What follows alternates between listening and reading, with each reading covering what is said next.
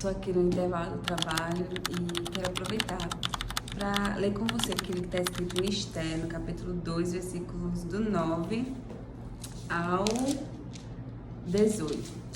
Diz assim a palavra de Deus. Hegai se agradou de Esther e deu uma atenção especial à moça. Submeteu a tratamentos de beleza, determinou uma dieta especial para ela, chamou 7 moças do palácio para servi-la e designou um quarto separado para ela e as moças. A conselho de Mardoqueu, Esther não disse nada a respeito da sua origem ou do seu povo. Todos os dias, Mardoqueu passava pelo pátio do harém para saber de Esther e ter notícias dela. Depois de 12 meses de preparação e tratamentos de beleza, 6 meses de tratamento com óleo de mirra e 6 meses com perfumes e vários cosméticos, cada moça era levada ao rei Xerxes. Quando chegava a vez de a moça comparecer diante do rei, ela podia levar consigo para o palácio do rei o que quisesse. Ela ia à tarde e na manhã seguinte era encaminhada para outro harém, supervisionado por Saasgás, oficial do rei encarregado das concubinas. Ela nunca mais voltava à presença do rei, a não ser que o rei gostasse dela e a chamasse pelo nome. Na vez de Esther, filha de Abiail, tio de Mardoqueu, que a adotou como filha, ela não quis levar nada, a não ser o que Hegai, o encarregado do harém, a recomendou. Esther, com o seu comportamento, conquistava a admiração de todos os que conviviam com ela. Ela foi levada ao rei Xerxes no Palácio Real no 10º mês, no mês de Tebete, do 7º ano do seu reinado. O rei apaixonou-se por Esther, muito mais que por qualquer outra mulher ou outra virgem. Ele entregou a coroa real a ela e a constituiu rainha no lugar de Vasti.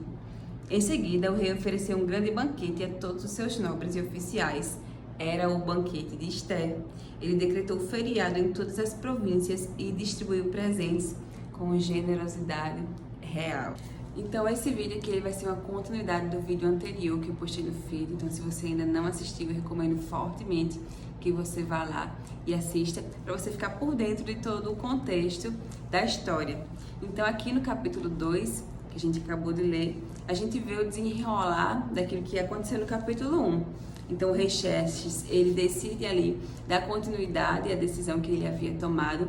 Ele manda os seus oficiais irem nas províncias que pertenciam ali, que estavam debaixo do seu governo, do seu reinado, para recolher dessas províncias as virgens, as mulheres bonitas, formosas, que tinham o potencial de ocupar o lugar do reinado da rainha Vasti, de ser eleita como rainha no lugar da rainha Vasti, que havia sido destituída. Então, no meio desses recolhimentos, né, vamos dizer assim, eu estou usando a palavra recolhimento para não soar tão forte, mas de fato as mulheres eram tiradas dos seus lares, elas não tinham escolha, né? Elas eram tiradas dos seus lares, tiradas ali do contexto ali de família, para serem levadas para o palácio real, para servir, né, como uma concubina ali do rei Xerxes. Então ela era uma mulher no meio de várias outras, e apenas uma seria eleita pelo rei como rainha. E aí no meio dessa ruma de mulher, a gente vê a Esther, né? Esther, ela era uma mulher judia, né? Que estava ali sob a tutela de Mardoqueu, seu tio, porque a palavra diz que ela era órfã de pai e mãe. Então Esther, ela estava ali sobre o cuidado do seu tio, que se chama Mardoqueu. E aí, no belo dia, os oficiais do rei Xerxes, que era um rei era um rei persa, né, que ali, de certa maneira, oprimia o seu povo, ela é tirada de casa, tirada da tutela do seu tio e é levada para o palácio real. E olha só que a palavra diz que Hegai, o responsável por aquelas mulheres que estavam sendo levadas ali para o palácio, se agradou de Esther e deu uma atenção especial à moça, a ponto de oferecer uma dieta diferenciada para ela e chamar 7 moças do palácio para servi-la. E além disso, colocou ela em um quarto separado para ela e as moças. E a conselho de Mardoqueu, Esther não disse nada a respeito da sua origem e do seu povo. Então, já começando aqui a explanar as escrituras, a gente vê que Esther era uma mulher a palavra diz isso em alguns versículos anteriores, que ela era uma mulher elegante e muito atraente. E também acredito que isso, junto, é claro, com a maneira como ela se portava, ela encontrava, e a gente vê também Deus agindo aqui nos bastidores, né? Esther era uma mulher que era graciada por Deus de uma maneira específica, né? De uma maneira, ele tinha uma porção ali derramada sobre a vida de Esther, uma graça para que ela chegasse, né? Ao que a gente vai ver alguns capítulos à frente. E desde o princípio do palácio, Esther encontrou graça, ela encontrou favor aos olhos das pessoas ali que estavam na posição de superioridade em relação a ela, aqui como Hegai. E ele se agradou dela por causa desse favor de Deus que estava sobre a vida de Esther. E deu uma atenção especial a ela, né? Deu uma comida diferente, colocou ela em um quarto ali especial. E a gente vê aqui também que Esther, ela já apresentava indícios de que ela era diferente, por exemplo, da rainha Vasti. A palavra diz que Esther, ela obedeceu a Mardoqueu, não dizendo nada a respeito da sua origem ou do seu povo, porque ele tinha recomendado para ela, ele tinha instruído ela a não fazer isso, né? E ela foi fiel ali, ela foi obediente, e ela, de fato, ela não falou nada a respeito de onde ela vinha, de que ela era uma mulher judia, né? E aí a palavra vai dizendo que depois de 12 meses de preparação e tratamentos de beleza, é que as mulheres que haviam sido ali retiradas de suas casas iam para ter um encontro com o rei, né? Aqui a palavra encontro, elas iam para o quarto com o rei, então elas se deitavam com o rei, né? Tinha um momento ali de intimidade com o rei. E aí, depois apenas desses 12 meses é que elas podiam se apresentar ao rei, né? E a palavra fala que eram 6 meses de tratamento com óleo de mirra e 6 meses com perfumes e vários cosméticos. E aí, quando chegava a vez dela comparecer diante do rei, ela podia levar consigo aquilo que ela queria, né? Do harém para o palácio. E eu acho interessante porque aqui a gente pode fazer uma comparação e uma aplicação àquilo que o Espírito Santo ele faz nas nossas vidas, né? Aqui o Hegai é como se ele fosse um símbolo do Espírito Santo, né? E quando fala que ele alimentava Esther com a comida especial, que ele colocava servas ali sobre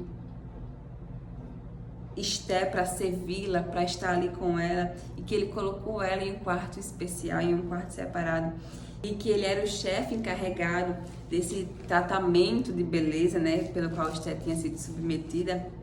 A gente vê realmente um símbolo do Espírito Santo, daquilo que ele faz nas nossas vidas, né? O Espírito Santo, ele nos alimenta com a palavra, por meio do Espírito Santo que a gente consegue compreender as Escrituras, é por meio do Espírito Santo que a gente consegue ter a revelação de Jesus Cristo, é por meio do Espírito Santo que nós conseguimos ter nosso coração convencido, né? Que a palavra diz que o Espírito Santo veio para convencer o mundo do pecado, da justiça e do juízo. Então tudo isso, todas essas coisas, a santificação que o Espírito Santo faz em nós, para que nós possamos ser apresentadas ao Rei Jesus como igreja, né? Como igreja santificada, como igreja separada, como uma igreja que carrega o bom perfume do Senhor Jesus, as qualidades, as características que ele tem.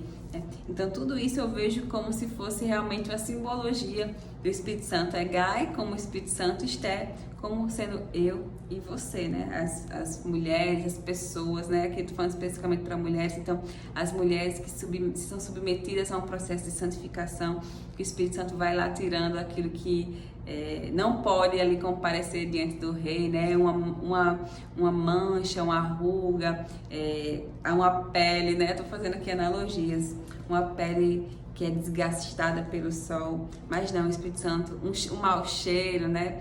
Vamos dizer assim, sei lá, costumes, hábitos que nós temos, palavras que saem da nossa boca, se a nossa boca é uma boca suja, né, que fala palavrão, se o nosso comportamento ele é um comportamento que precisa ser lapidado ali, então tudo isso é o papel do Espírito Santo, né, a santificação, o embelezamento, né, como aqui foi com Esther. Só que o nosso perfume, o nosso óleo, aquilo que nos faz bonitas, né? É muito mais apenas do que uma beleza exterior, mas é uma beleza no nosso íntimo, na nossa vida pessoal, na nossa vida íntima, né? Então isso é muito interessante. E aí a palavra ela vai dizendo que, na vez de Esté, no capítulo 15, a palavra diz assim: na vez de Esté, filha de Abiail, tio de Mardoqueu, que adotou como filha, ela não quis levar nada, a não ser o que Hegai, o encarregado do harém, recomendou. Esté, com seu comportamento, conquistava a admiração de todos os que conviviam com ela. Então, olha só, mais uma vez Esté aqui, ela mostrando realmente quem ela era, além da sua formosura exterior, né? A rainha Vasti, ela tinha sido destituída do seu cargo de rainha por causa da sua desobediência, porque o rei convocou a ela e ela se recusou a atender a ordem e a convocação do rei. Então, por esse motivo, o rei ele ficou enfurecido, ele foi, de certa forma, desafiado, ofendido, e isso foi o motivo da sua destituição. Mas aqui Esté, ela se mostrava uma mulher que estava disposta a ouvir, ela se mostrava uma mulher que era ensinável, ela se mostrava uma mulher que ela, mesmo estando em uma posição de favorecimento ali diante do próprio Hegai, ela decidiu escutar aquilo que ele tinha dito para ela e acatar a sua recomendação. Então a palavra vai dizendo que com seu comportamento, por quem ela demonstrava ser, por ela ser uma mulher diferente da rainha Vasti, ela conquistava a admiração de todos que conviviam com ela. E aí a palavra diz que ela foi levada ao rei Xerxes no palácio real no 10º mês. E o rei apaixonou-se por Esté muito mais que por qualquer outra mulher ou outra virgem. Então, o que fez o rei se apaixonar por Esté, claro, conta sim a beleza exterior. Eu não estou dizendo aqui que a gente não precisa se cuidar, que a gente não precisa ter cuidados com a nossa estética, se alimentar bem, praticar uma academia, fazer coisas que nosso cabelo, né, usar adornos. Não estou falando nada disso. Só que a rainha Vasti, a palavra diz que a rainha Vasti também era uma mulher muito bonita e que o rei queria que ela demonstrasse a sua beleza diante de todos, né? Só que não era isso que fez com que Esté se destacasse. Pelo contrário, eu acredito que a beleza exterior é algo que muitas mulheres têm, mas acabam ficando feias por causa do seu comportamento. Então, uma mulher que é murmuradora, uma mulher que reclama de tudo, uma mulher que não faz nada de bom grado, uma mulher que está sempre reclamando, uma mulher que fala demais, que é respondona. A palavra diz que é melhor...